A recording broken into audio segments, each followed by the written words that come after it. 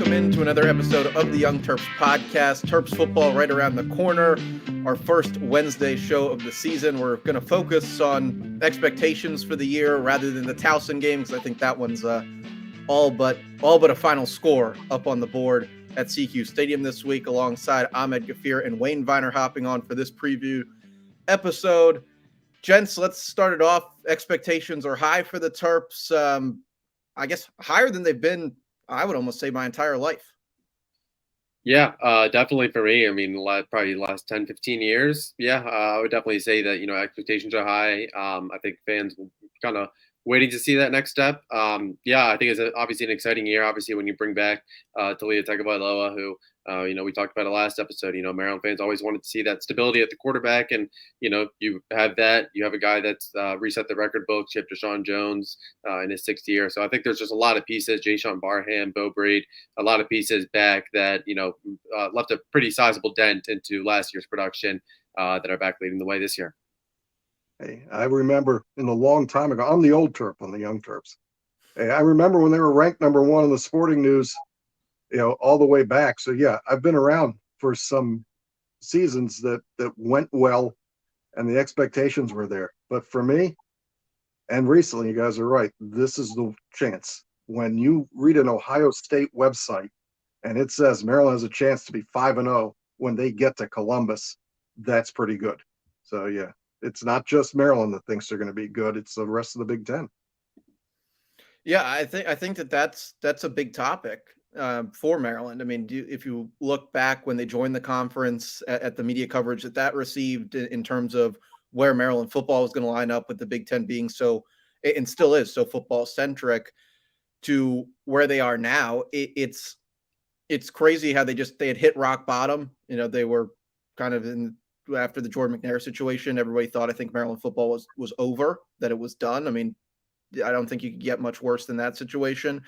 And over the time with Michael Locksley, I mean, his first season, all the hype that came with those first couple of wins, then absolute disaster with the Temple and Penn State games, and kind of just a steady program building rise that you're now going to see. And we talked about it in the last show. You have guys that have been in this program for 3 years, all under the same staff, that need to step it up. And it comes with the expectation of top 40 recruiting classes over the last couple of years.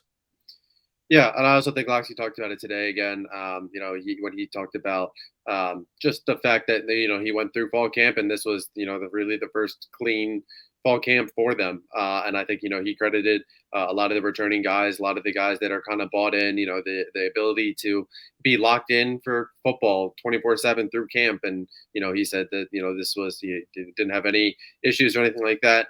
So I think just obviously with the player driven side of everything, I think that kind of helps bode well for the confidence and the expectations kind of going into the year. So I think it'll be kind of interesting to see maybe how all that settles out. Well, Mason, you talked about actually having your guys. And it's not a mix of people who were there before. It's guys that, and then some people left, like your Chop Robinsons. But now he's got what looks like his guys. And there's some guys that he recruited before that didn't come to Maryland, like Phillips at the nose tackle, that showed up because they want to really play for Mike. I guess they really fit together. Every time from Randy Edsels all the way through today, people say, "Oh, I have a really great team." And then Mark Turgeon and everybody else, that first couple of press conferences, is the best team. They all get along together. They're all best friends, and then the season starts. But in this case, because Maryland has this ramp up in the season from Towson to Charlotte to Virginia, and then it gets hard in a hurry. You have to go to Michigan State. But if you can win those first 3 games, get a win at Michigan State and beat Indiana at home, well, now you really have a season. And I said this before, it's a 5-game season for me. You've got to get, if you really want to say that you've gotten someplace, you got to get to Ohio State undefeated. And then in a short period of time, you get Ohio State, Penn State, and Michigan. And that's a lot to win. But it's not impossible to finally get one of those games. So when you talk about expectations, I'm not talking about going 12-0. Just talking about getting, I'll go for 8 to 9. If you can get to 8 games, but play really well in those monster games against the Hall of Fame teams, you've done something. If you can get that 9th win, well, now you've really set the standard. But as you've talked about, and I'll throw it back to you guys, the offensive line's the one place that doesn't seem to add up to getting 9 wins. What do you think? Yeah, I think we've talked about it a lot on the show, and you kind of ran through the schedule there, which is something that we'll get to in full length. But you have your question marks across the board for Maryland, and it's always, can they compete in the trenches? Can they stop the run well enough to compete in big games? And they're going to play two teams mainly that I'll highlight now, which is Penn State and Michigan, two teams that have fantastic running backs, have returning offensive line talent.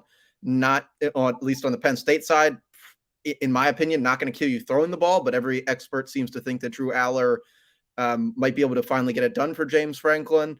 And then, I mean, that Michigan team's just a monster. They're a monster up front. They have great running backs. That offense returns so much talent, and I really think that they're positioned to finally break through, possibly all the way this year. Yeah, I mean, I think when you talk about Maryland's offensive line, obviously DJ Glaze is that lone guy that comes back.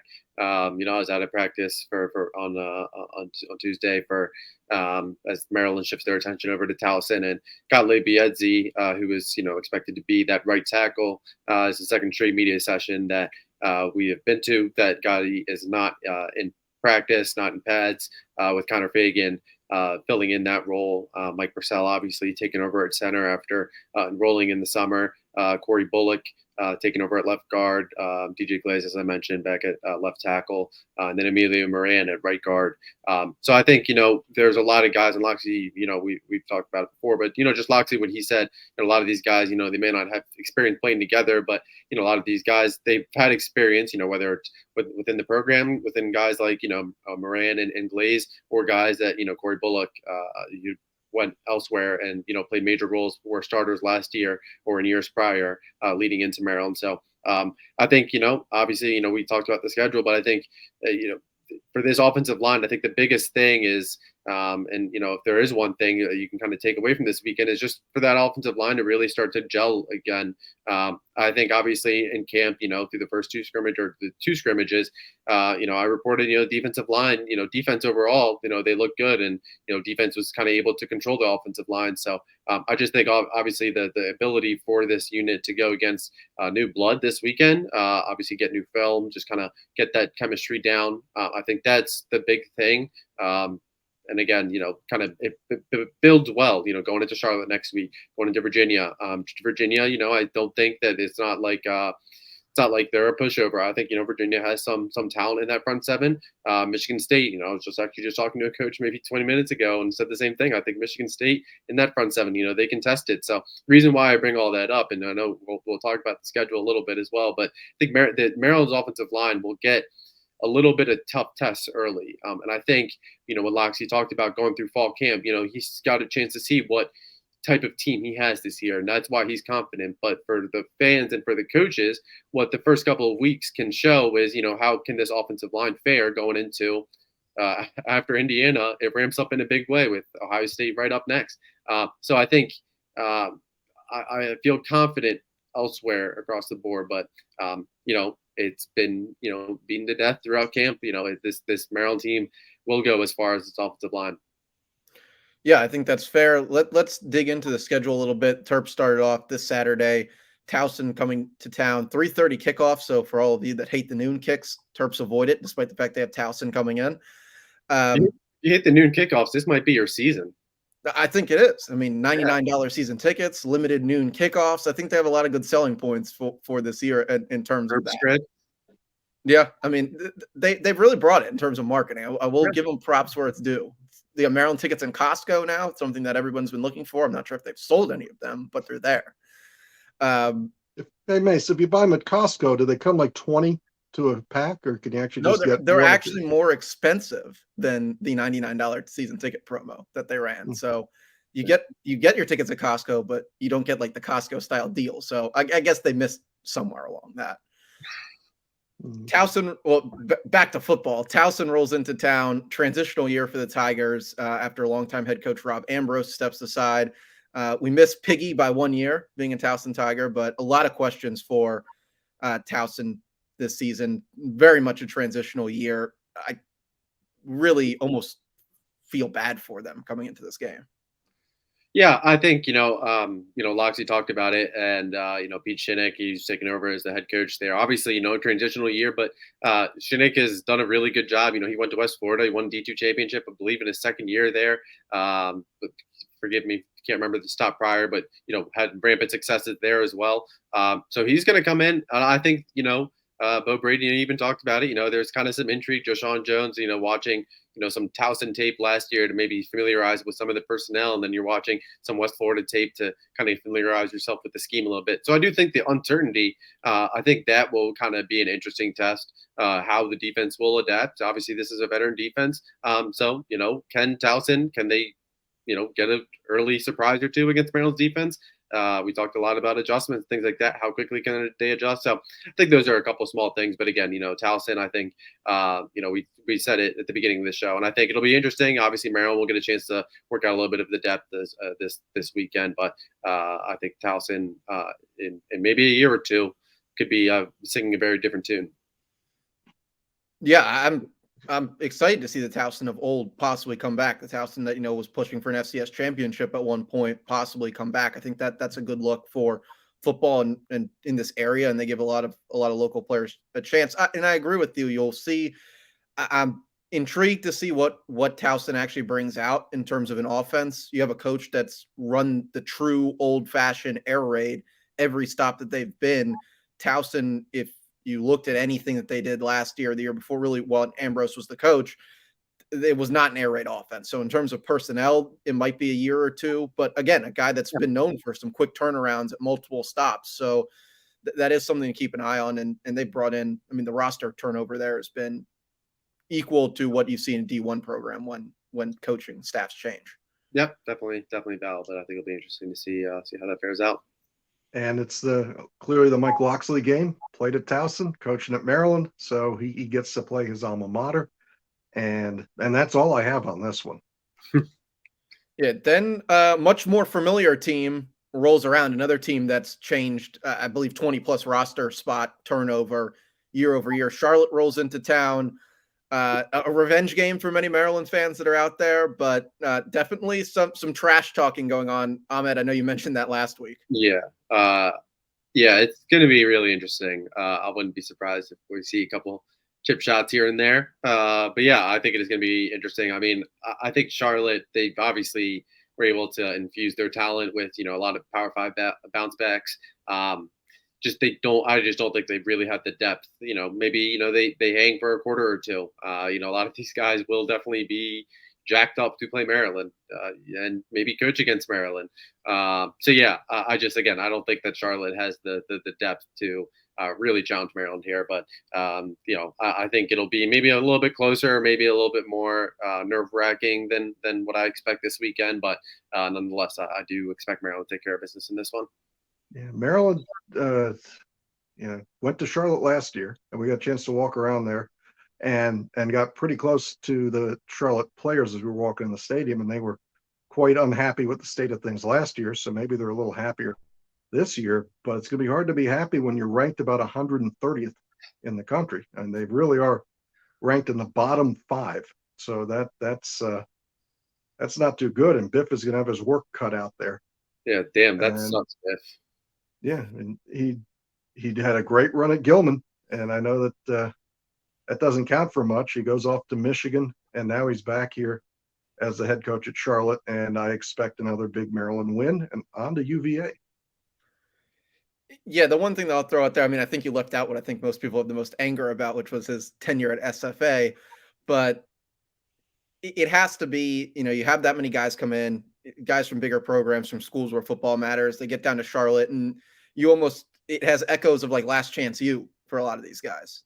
For those of you that watch that show, I mean, it's this is it. I mean, you're either there as in the case of a handful of the former Maryland guys, they never got on the field here. And then you have, you throw in like your Ja'Kai Greens who just couldn't break through in the rotation. And you have a handful of guys that have played in those positions. The biggest thing, and it's of course in these early season games, you always want to focus on what your team does best and of course win the game, is you mentioned, some chip shots. What do we see in terms of Maryland's discipline? Have they improved any in that area? Are they going to fall for antics possibly pre-game, during the game, after the game? and put themselves in a bad spot moving forward going into that Virginia game? Or has Mike Loxley and Ryan Davis kind of broken through finally, and we won't see 15-yard penalty after 15-yard penalty? Because you almost kind of Yeah. know it's going to come from the other side. Yeah. So you have to have that strong mindset. Locks talks about it all the time, but can he finally get through to his guys? Yeah, that I think that was actually something that maybe I kind of overlooked. So yeah, I would agree with that. I think obviously we've seen some issues with that over the years. I think less and less maybe since year one versus year four. But yeah, obviously emotions are going to be high in that one, and it sounds like St. Francis, the majority of the team, will try and make their way to campus as well. So yeah, that'll be interesting for that game. Certainly will. And then the Terps get some Friday night lights, a spot that's been bad for Maryland football over the past couple of years, but it's a blackout game. Virginia comes to town. UVA, I mean, talked about two programs that have new coaches coming in. Virginia, a year ahead of that, but also in the same spot in a similar area. A lot of roster turnover coming, a lot of question marks right now for Tony Elliott's squad at UVA. But Ahmed, you mentioned it. I mean, they have some players. They've recruited some talent from the area and outside of it. And a lot of Terps fans kind of written this one off as a W. I see it as could be competitive. Don't think into the fourth quarter, but definitely first half. Yeah, I think Virginia's defense. I think they have a couple pieces. I think Jameer Carter. I think he's a guy. If the name rings a bell, he's a former standout from Spalding. Maryland actually tried to flip him late. I think it was just kind of the relationships and UVA, the strength of their academics. I think that was just kind of a big selling point for him, and obviously he's been able to do well. Has continued to expand into his role down in Charlottesville. So I think he's one of those guys. I just think it'll be a chance for Maryland's starters to see a little bit more competition, and probably their first real heavy dose of competition. I think so. I think it'll be kind of an easy one, but I do expect Maryland to take care of business. I think offensively for Virginia. I'm not sure that they have the firepower to match with Maryland. This is a game that the Maryland fans want. These are the type of games that bring back that ACC echo. I agree with Mason. When you put Maryland on at night in odd uniforms with this blackout thing, something usually goes wrong. The last time I can remember something going right, Maryland debuted the Maryland Pride look and beat Miami in what must have been 15 years ago on Labor Day weekend. But yeah, I'm just scared because of the time and the place and the goofy uniforms. I really was hoping they were going to stick to since they just went back to the script, just stick to your red and your white, and sure, you come out all red on homecoming, and that's good. But we continue. So this is the black look. There's a gold out look against Penn State later. So this isn't uniform talk. We can do that later in the year. But yeah, I think Maryland's going to beat Virginia, and that sets up what I think is one of your first big tests is, can you take this show on the road, and can you get your first win at Michigan State? Yeah, I just pulled up the Virginia schedule just out of interest of who they've got. I know they have Tennessee week 1. Then they have James Madison, which I think they're not going to be favored. I'm almost certain about that. JMU is not really a team to schedule as your cupcake on the list. Then they have Maryland, and you start looking down the list, and they finally get William and Mary on October 7th. I mean, they might have a chance against Boston College. Other than that, Louisville, Georgia Tech in a transition year, things could be bad in Charlottesville this year. They were not good last year, but they could get really ugly really fast. I mean, if you get to 0-4 with William and Mary coming to town, at that point, who knows what can happen? Yeah, exactly that. I mean, I think it's the Virginia team, and just the momentum on the recruiting trail. I think there's just a lot of question marks about Tony Elliott, which is really surprising because he was a guy before he got that to Charlottesville. He was a guy a lot of people looked at and said, he's probably one of those guys that should be deserving of a head coaching job. So yeah, definitely very interesting. And I mean, even when you think about just like a recruiting footprint, I mean, they're really losing left and right to guys. I mean, even Christian Martin, Maryland went head to head with them, and in the spring early on, Virginia was pretty comfortable spot, and Maryland was kind of able to chip away at the end. And so I think there are a lot of concerns about what the early returns are from the Tony Elliott era. Yeah, and then it's time for the big boys to start rolling into town, but the Terps actually first will take a trip up to East Lansing, a spot where they've gotten close a couple times, but just have not broken through against Michigan State. Uh, for me, this is like the game. If you want to circle one in the early season, a game that I feel like we can talk about now, that actually what we say will still be relevant come game time. This is this is the one. And I think for Michigan State, this is, I mean, talk about teams that have gone up and down. Michigan State football is one that just spikes up and down. And this would tend towards the uptrend if you look at their last 10 years of playing football. But one that I think both programs are going to look at and have circled on the schedule saying we need to win this game to prove that we're back, and in Michigan State's case, and to prove that, hey, we're here to play and we're not to be messed around with in Maryland's case. Yeah, I think obviously, I think beyond it being Maryland's first road game, and I think that in itself is a huge test for Maryland. I think that will, in my eyes, will be the first true test for this Maryland team and say, hey, like how good can this team really be this season? But beyond that, I think Michigan State, they pose some threats in the front seven against Maryland. So again, I think Maryland's offensive line, I think that'll probably be I mentioned UVA. They have some ability to generate some pressure. Michigan State probably has the same, if not more, ability and different more pieces to kind of confuse and maybe overpower Maryland's offensive line. So it'll be really interesting to see how they adjust. And then on the other end, I think Maryland, the Michigan State, they've returned a lot of experience in that front seven. And Donnell Brown, he's been a guy that's been tabbed as one of those primary pass rushers. Kellen Wyatt, he's another guy who was listed as a jack as well today. And I mentioned on Inside the Black and Gold, I see him being, an integral piece in that outside linebacker, that pass rushing rotation. So can Maryland, which is probably Maryland's biggest question mark on defense, will Maryland be able to generate both of those things to take advantage of really an unstable situation at quarterback for the Spartans? So there'll be a couple different things to watch. I think right now I have Maryland winning this, but in this first five, this is definitely the one that I feel maybe most uneasy about, and gut tells me it's going to be maybe a 7-10 game, 7-10 point game. Well, Mason pointed out when Tucker got to Michigan State, that's really hard to build a long-term competitive team if you rely on transfers a lot. And he struck gold at first, and the returns haven't been as good since he got that big contract. He had a really good first year, and they locked him up long-term. So as far as importance for somebody's career type thing, Tucker's got to start feeling it, and if Maryland can take them down and they don't have a great season, it's going to look like one of the worst investments in the history of college football, the amount of money they paid him and the length of that contract. Yeah. And Maryland has gotten close there.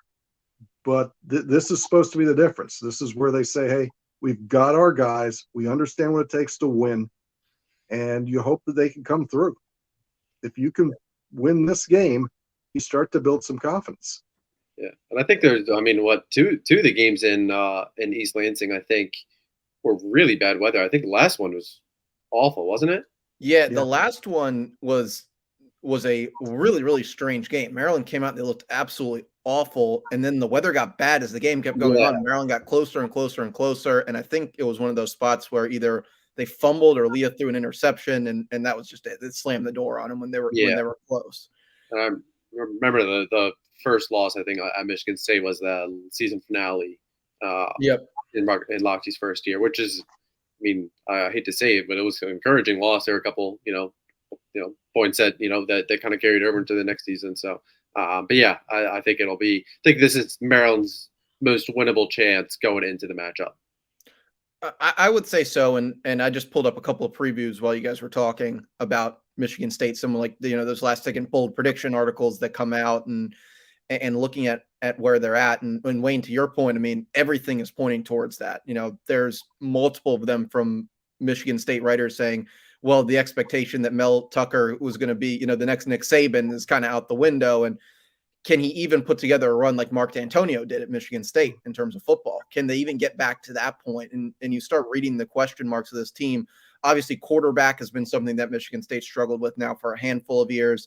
They have two guys on their roster right now, still yet to name a starting quarterback. But the sources point to, did you make a bad decision in East Lansing? That's all it's about right now. And look, you're going to play against a team that's going to want to run the football a ton, that's going to play really, really strong run defense, has a good front seven, as Ahmed mentioned earlier. And it's going to be a test in the trenches. If you're going to allow a team to run for 250 yards, I think this is the first time you'll see that.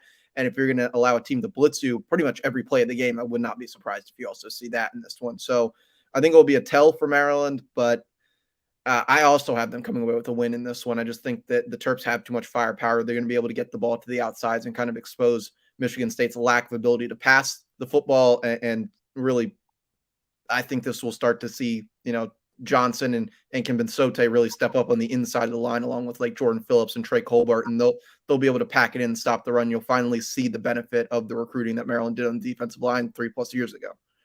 And that's pretty interesting. If we're right, then that's 4-0. Ahmed, you've watched a lot of Leah running around back there, and he has matured. Is he effective if the offensive line isn't great? Can he play on the run? If mentally he can stay consistent, yeah, I would say that. I think the biggest concern is the offensive line falls through. The emotional maturity that we kind of saw him take that standpoint, the emotional stability, I think in game, I think is kind of maybe where we saw his drive last year. Can he maintain that? If not, maybe take the next step. And I think if maybe if that's the case, I think that can kind of help in terms of just efficiency, in terms of staying patient with your read rather than trying to force it.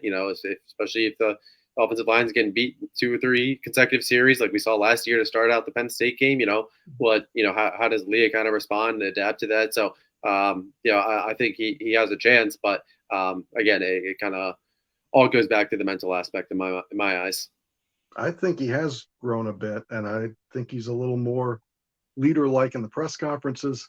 Yeah. And I think, this isn't the NFL where you say if you got the quarterback, you really got a chance. But I like that line. I think we have a guy that really gives us a fighter's chance. And I am waiting for the game where you go, wow, look at what he did. It wasn't going our way, and he came out and he got hot and he won the game. And I think Michigan State could be that game. Yeah, I mean, when you talk about a guy that's rewritten record books and all the accolades I think are deserved just by the play that he's put on the field for everybody, the only question I think is really left for him is can he make those plays? Can he change the game? And they're gonna have opportunities to do that, throughout this season. And if things go wrong in East Lansing, I think the game against Indiana is also kind of like the next. You move on to the next game, and yeah, it ruins your probably chance at double-digit wins or really checking all your boxes on what you could set out to accomplish in the season. But we've talked about a couple of teams that have coaching, changes or guys on the hot seat, and there will probably be no seat hotter if still remaining in said seat than what Tom Allen's going to have when they come to College Park. Indiana coming off a 4-8 year last year after another guy that had great first season, but it has not worked out for Tom Allen in Indiana. Yeah, I agree. I think obviously a couple of years ago they were kind of able to be that surprise team in the Big Ten, and ever since then they just really have not been able to do it. They'll have some familiarity on that Indiana staff. They have Walt Bell's the OC. I believe Chad Wilds as DC. Anthony Tucker's he was the former running back coach at Maryland. He's over on the Indiana staff as well. But yeah, I think obviously the like you said the seat's probably not any hotter in Bloomington than anywhere else. And, obviously Northwestern will get filled permanently this offseason, but, Indiana is probably the second most likely school if Tom Allen can't get it turned around. And I expect Maryland to be able to take advantage of the Hoosiers, especially in College Park. I do think Maryland's kind of the better team. I think kind of Indiana, especially offensively, has some question marks. So I think Maryland should be able to capitalize on this one. You know what? I agree. There isn't that Yeah, much I more don't. to add. It was too bad that they lost their quarterback to Washington. Now, I can't remember his name at the moment, but when the young man transferred, it was a very exciting quarterback that Indiana had. Michael So Penix. This is a bad sign, and things have not gotten better since. And they look like they're ready to hit the reset button in Bloomington. Yeah, and it's a team that's probably gonna be 2-2 when they come into College Park. They have a game against Indiana State and Akron. Akron's a team that's on that bottom tier of college football this year, and then they have Ohio State to start off the season. They'll actually get that first Big Ten on CBS game coming up this weekend, and they have a game against Louisville. And Louisville, I guess you could say that one's a toss up, but I think that they're in a stronger spot right now than Indiana. So again, pivotal game probably for them. I've seen it actually chalked up as a loss everywhere that I've looked when I was prepping for this show. Nobody thinks that Indiana's coming into College Park and winning, which I will say is probably the first time in Maryland's stint in the Big Ten when you can say that. Maybe that first year, the inaugural season for the Terps, where they got that win at in Bloomington. Nobody really had Indiana beating Maryland that year, but over the last years, it's been a toss up game. It's been your kind of must win for Maryland if they're going to get to 6. I think it's in the solid win category this year. Yeah, I agree with that. I think Indiana is probably one of those that I feel probably most comfortable about going into the season. Yeah, Terps roll on then to Ohio State. Obviously, Ryan Day and his squad looking to compete for another national championship, another college football playoff appearance. Game right now is on Peacock. A lot of people have been kind of throwing around if they have a flex for this game, if both teams are undefeated coming into it. Guys, can they get it done in Columbus? Can they compete? And what do you kind of see for this game? What will make a win for Maryland?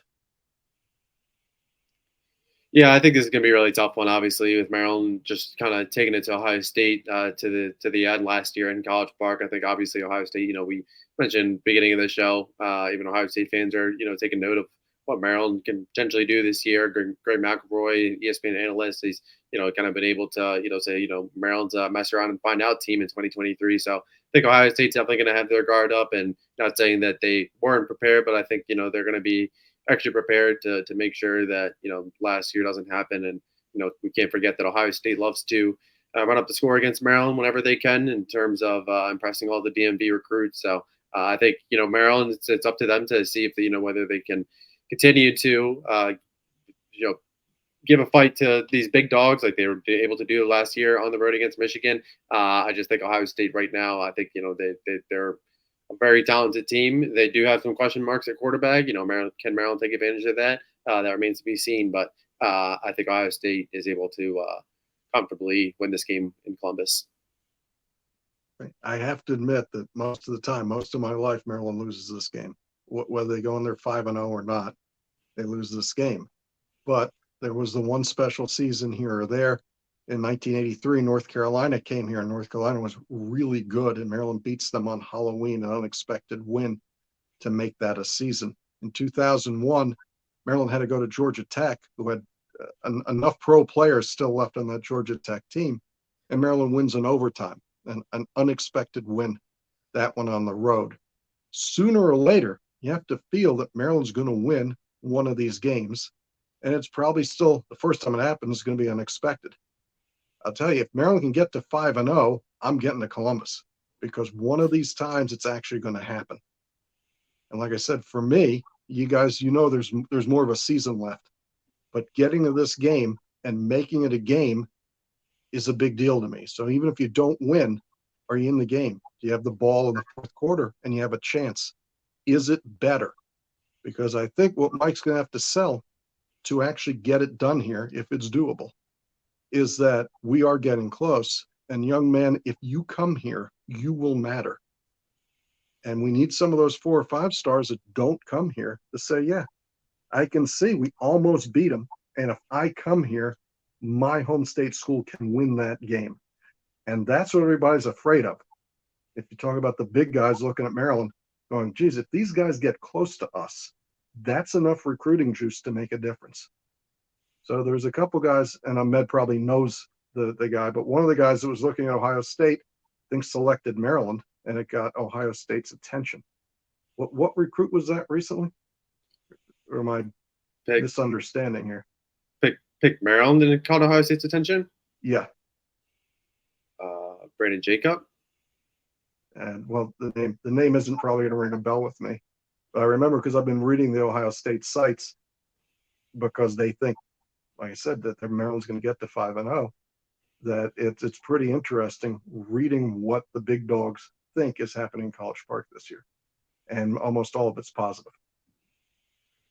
So with that, I don't know if Maryland can do it, but man, I want to go to that game 5-0 and see what happens.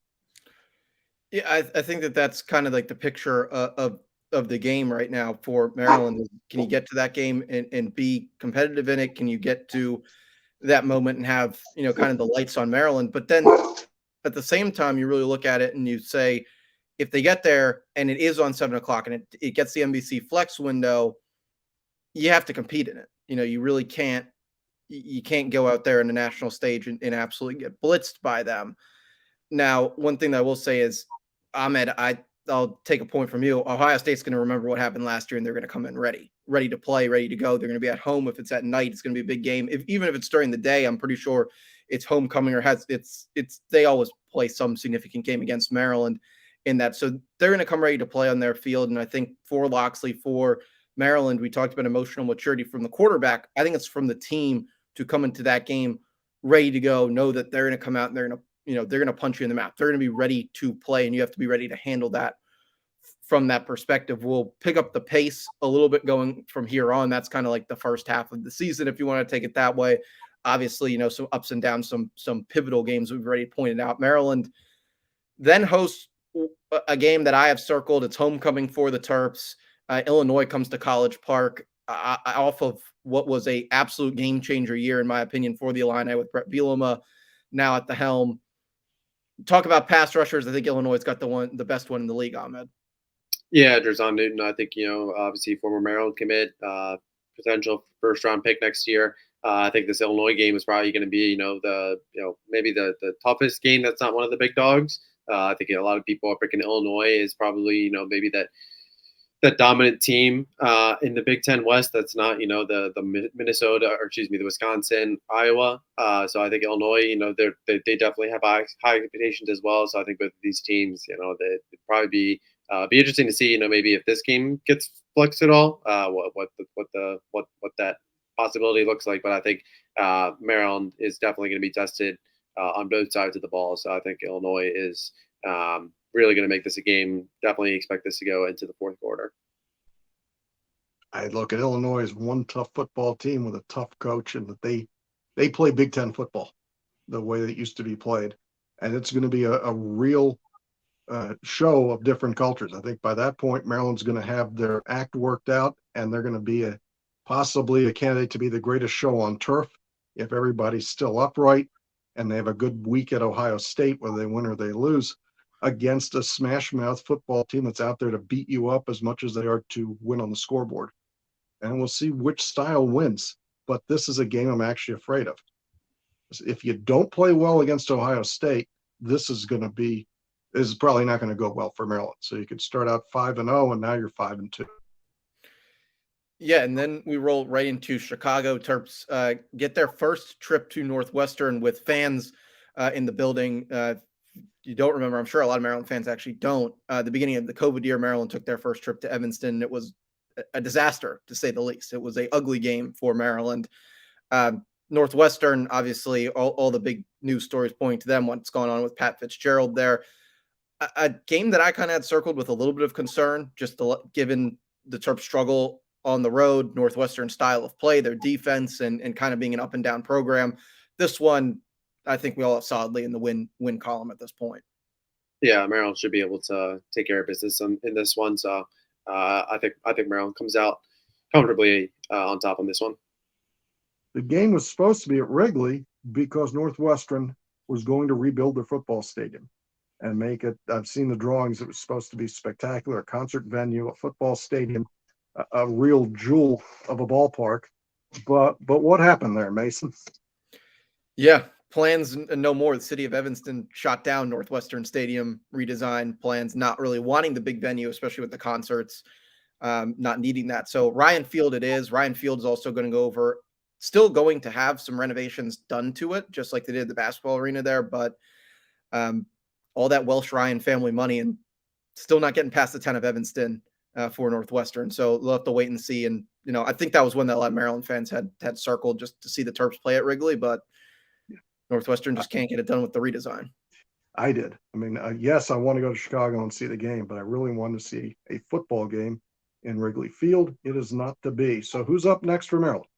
Yeah, Terps then they'll host Penn State, obviously a game that everybody always has circled in College Park, Maryland. Last year, I think that was the biggest sign of disaster in the season, that in the Wisconsin game. Last time the Nittany Lions came to College Park, Maryland close, but a late pick six let that one go with a final score not to be remembered for Maryland, 31-14 Penn State. Uh, Terps, Wayne mentioned the uniforms. I like to keep that out of these podcasts as much as possible. We'll see if they actually pull out the gold uniforms. If you remember way back when they had a gold uniform spec, and I don't think they ever actually wore those in the Randy Edsel, or once in the game against Boston College when they tried to do this last time. So we'll see what happens with that. Ahmed, obviously a big one for recruiting, big one for personnel. Another one where you'll probably see some trash talk and some jawing out on the field. What do you see from the Terps? Yeah, I think Penn State. I think this is sorry, a lot of Maryland fans definitely not going to like me saying this, but I think this is a Penn State team that they can disrupt the Big Ten. I can see them. I think the Penn State Ohio State game is in Columbus this year, and believe they host Michigan, if memory serves correct. I could see them. Just like they did a couple years ago, they go down to the wire against Ohio State. I could see them beating Michigan. I think that between the tandem of Katron Allen, Nick Singleton, getting Olu Fashanu back, who's probably going to be the number one offensive lineman selected next year. Obviously, Drew Aller, he hasn't been able to prove it in a large volume just yet, but I think that he has big play potential, whether it is through the air or on the ground. Like, I think there are a lot of traits to like about him, and he's not going to be required to be like Caleb Williams esque. He does have some pieces. You will see how the wide receiver room, Dante Cephas, wide receiver transfer from Kent State. So they, obviously, and defense side of the ball, Chop Robinson, Kalen King, both those guys, and Olu Fashanu. But all three of those guys were expected to go in the top 16 in the latest ESPN mock draft. So I mean, it's going to be very this Penn State team is very good. Don't definitely don't think anyone's overlooking them, but they are probably going to be as tough as an Ohio State and a Michigan. I think last year we saw Maryland's offensive line. They look good, and Penn State did a really good job of overloading really the offensive line, overloading the weak points, and it rattled Maryland's offense, and they were playing from behind from the beginning. So I think if Maryland's kind of able to do that, I think that'll be be a good thing. Yeah, when I look at this game, Ahmed, I agree with you. I think that this is really, for me, this is the year of judgment on James Franklin for Penn State. If they're going to ever really get to that next level, I think it's with this team, with the defense they have, mainly with Manny Diaz still on the staff. I think that they're well positioned for this. Now, my big question mark is, are we going to see the Drew Aller that showed up at Purdue when they tried to put him in when Sean Clifford got hurt last year? Obviously, that was his first game as a college player. Or are we going to see the guy that Penn State thought they got when they recruited Drew Aller? I think that's the big question mark for them. But in terms of what Maryland's got, if you have question marks on the offensive line, this is not an opponent you want to see lining up against you. I think the Terps will be under pressure in this game. And again, I'll agree with you, Ahmed, on another point. Maryland fans aren't going to like this, but out of the three big dogs, I think this is Maryland's probably least likely win this year. Penn State's going to line up. They're going to run the ball hard. They're going to play action. That's something that Maryland struggled with, biting on those. And if last year's any sort of tell, this is probably going to be a rough day in College Park. It'll be a fun day because I think Maryland, Penn State always brings out the rowdiest and the best Maryland fans, but it's probably gonna be a tough day. I dislike Penn State probably at this point more than I dislike Duke in basketball. So this could be a really hard day for me. And I don't think James Franklin's ever going to win anything there. There's just something. He's had the chances to break through. They have the same problem that everybody else does, which is they have to play Michigan and Ohio State every year. And they have not found a way to beat Michigan and Ohio State in the same year. I don't think he's a great recruiter. I actually like the guy, and I knew him when he coached at Maryland, but I don't think that he's a coach at the level that you have in Michigan or at Ohio State. And when it gets to crunch time, they lose these games they should win. They should have beaten Ohio State last year. They should have beaten Ohio State a few years ago in Columbus. They just couldn't get it done. So they're going to be really good, but I don't think they're going to be great. And that's one of those questions that, as a Penn State fan, and we know a lot of them, sooner or later you got to answer. You got to ask and answer. No matter how much money we spend, is it possible that this guy's going to get it done? Because being 11-2 or wherever they end up is not good enough. And that's the one thing I like about Penn State is they really do expect to win. And 11-2 is not enough. Unfortunately, I sort of agree with you guys. It's going to be a really tough game. And we're going to have to listen to 3.5 hours of We Are, all dressed in white and all happy. And the Maryland fans will be crying again. But hey, that's the price you pay for playing in the Big Ten. And when the schedule changes, which will be next year, I'm actually going to miss playing them. One of the best things about the Big Ten, whether we win or we don't, is we got to play Penn State every year. All right, back to you.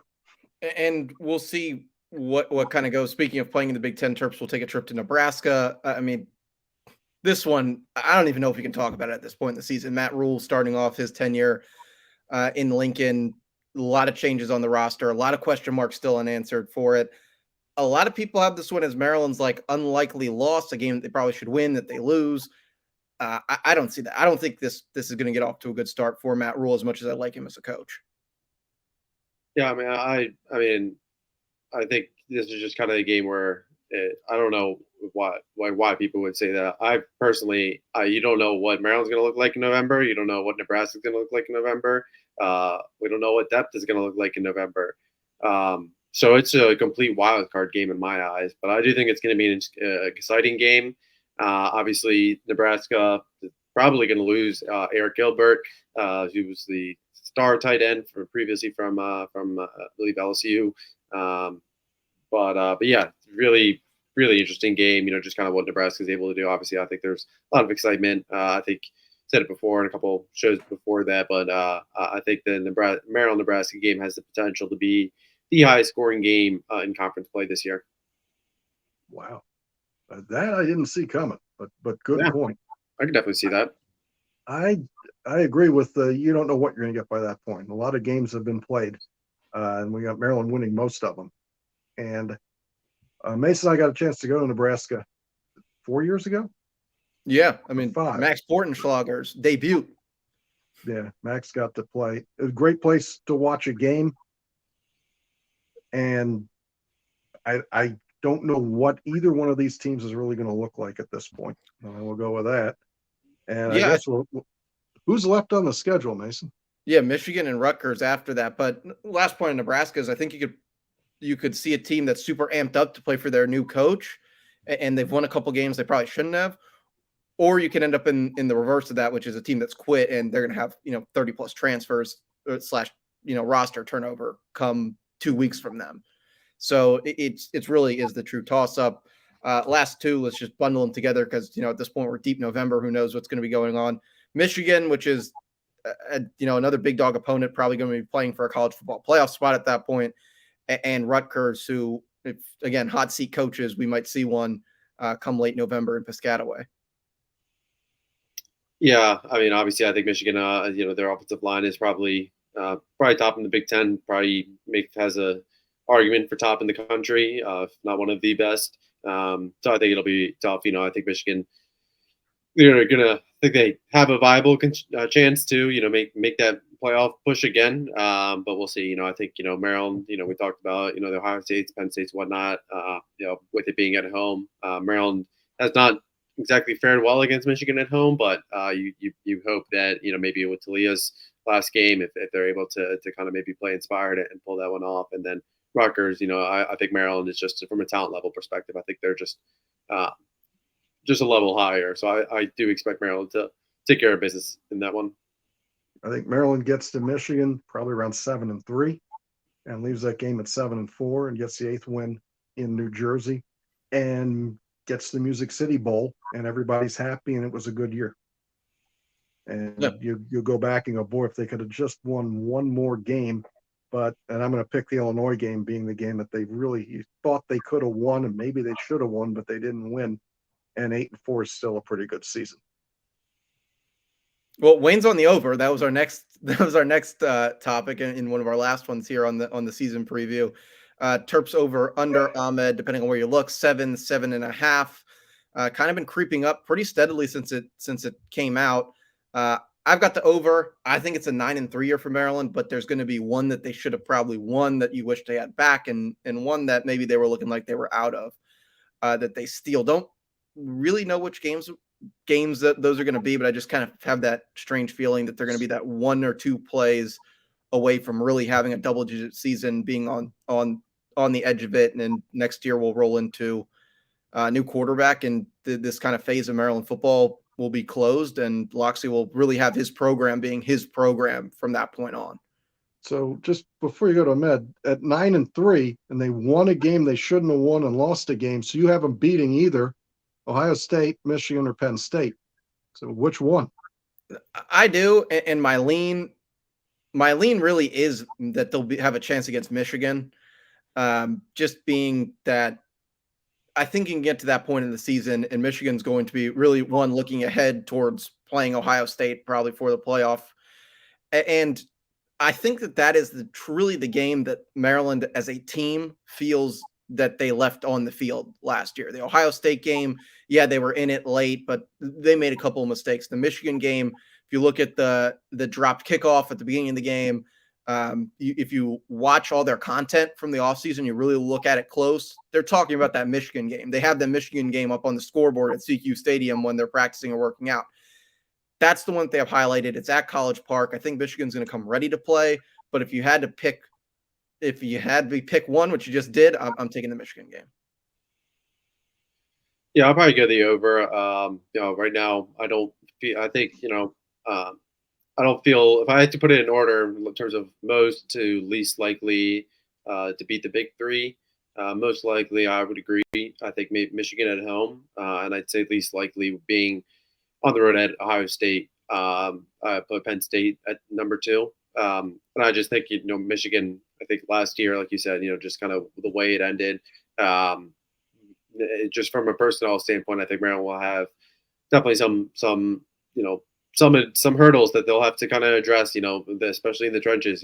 Michigan's offensive line, that's a very, very strong unit. And if Maryland's able to pull that off, it'll be a testament to that defensive line depth that we've been kind of cautiously optimistic about, and even with replacing three starters from last year. But I do think that they'll get over. I was debating on whether I was going to say 8-4, 9-3, and I'm going to go with 9-3 from the simple perspective of I think Illinois is that toss up, but Maryland's at home, and I'm going to give the edge to Maryland on that. Michigan State on the road is the second tough, not tough one, but toss up simply because it's more of a road game. But it that player led culture, and Loxley talking about the players, and I know a lot of people think that's coach speak, but it's not bullshit because when your players, when your team feels like it's together and there is that chemistry, that it helps. And I think with Maryland kind of being able to generate some positive momentum in the first 3 weeks, if they take care of business like we have talked about, then yeah, I think they are the better team, and they'll be able to show that with a road win. And then maybe the third toss up game is again Nebraska, but again, I think it just kind of goes down to with the first year head coach with so many new transfers, you don't really have much of a team identity, team culture. And I think, especially when you get through conference play, through the heart of conference play, when you start taking those hits and those, the depth starts to get a little bit more thin, I think that's when it starts to show. So I think even with it being in Lincoln, I think Maryland will be able to pull that off. So that's what leaves me confident.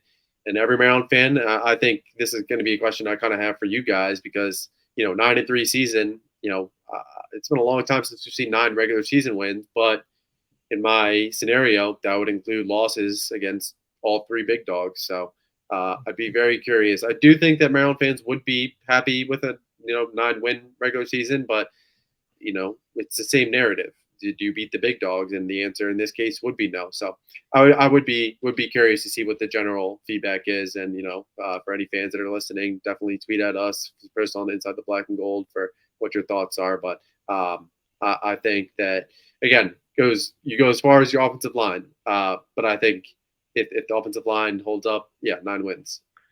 Yeah, on the more joking side of things, I was talking to somebody about a pretty similar thing when you get close to being very good in anything, kind of what keeps happiness for people. And I think perspective is needed when it comes to if you have 9 wins and you lose to all three big dogs, what's your reaction? If somebody walked up to you when Maryland joined the Big Ten and said, "Hey, in you know the next 10 years, they're going to have seasons where they have 9 wins. They win at Nebraska.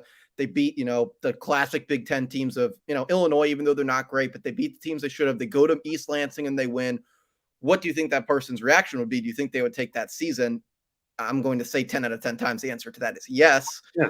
And I think that's just something that needs to stay in your mind. Now, it's always tough when they lose a game on a field goal or they fumble or they just don't show up or whatever list of things happens. But I think to answer your question, at least from my perspective, would love to hear what people think in the comments as well.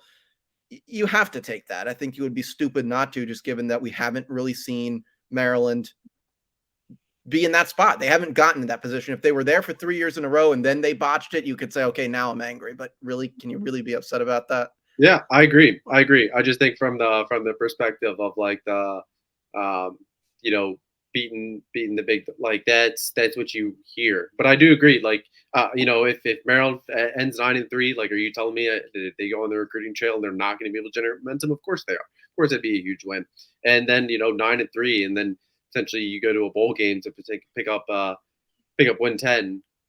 Yeah, yeah. So those expectations that we talked about at the beginning of the show, I think the trio just magnified them. So Okay, if you're in those games, if you can lose the big three, but you got to be in the games.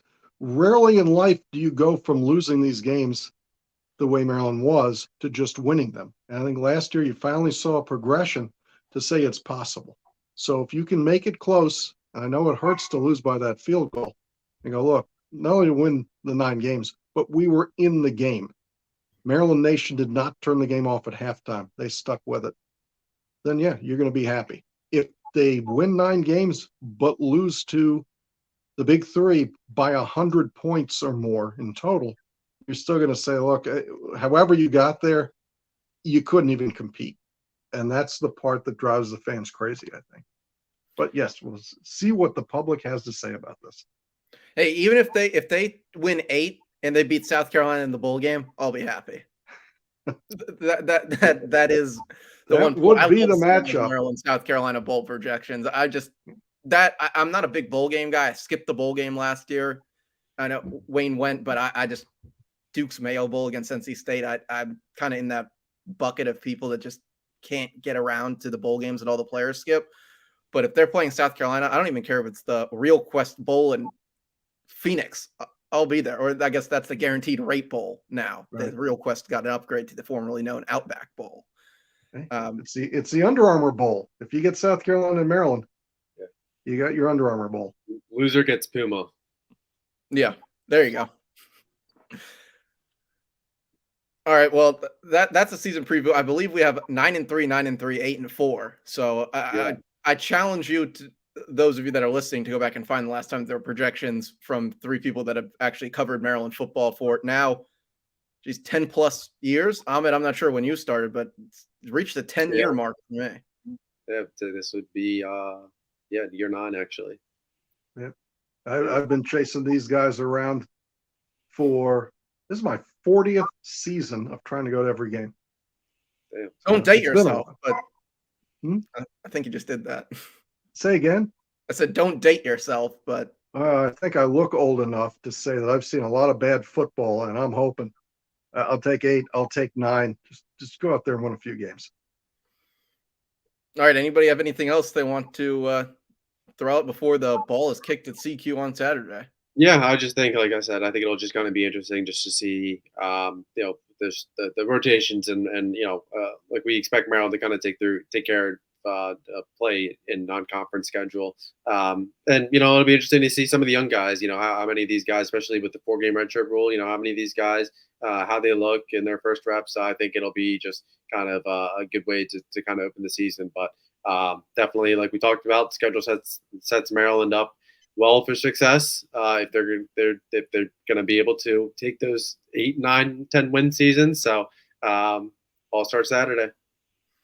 Hey guys, thanks for having me on. It's been a pleasure. You guys do a great job.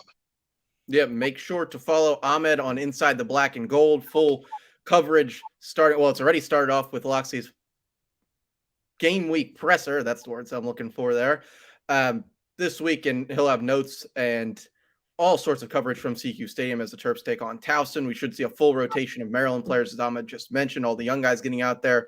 Position group to watch for me this year is the tight ends. Make sure to follow us here on the podcast at Young Terp One on Twitter. Subscribe to this if you're watching it on YouTube or wherever you get your podcasts. Give us a nice 5-star review. It always helps us out here. And as always, thanks for listening. We'll talk to you after the game on Saturday.